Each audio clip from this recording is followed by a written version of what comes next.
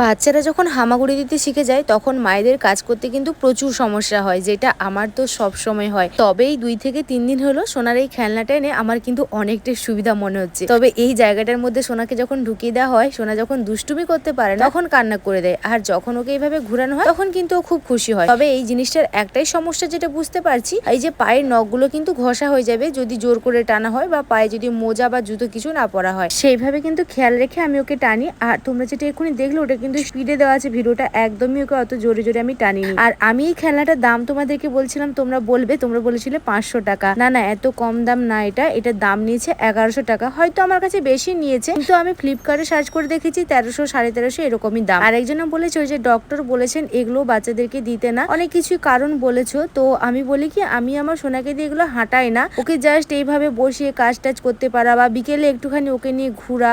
অবশ্যই আমি কিন্তু ওর পাক সেফটি করে তারপর ওকে নিয়ে রাস্তায় ঘুরাই বা মেঝেতে ঘুরাই। তো এই সমস্ত কিছু সুবিধার জন্যই আমি এই ওয়ার্কারটা নিয়েছি, আর আমার জন্য মনে হচ্ছে একটু সুবিধা হয় কাজের জন্য এটা নিয়ে।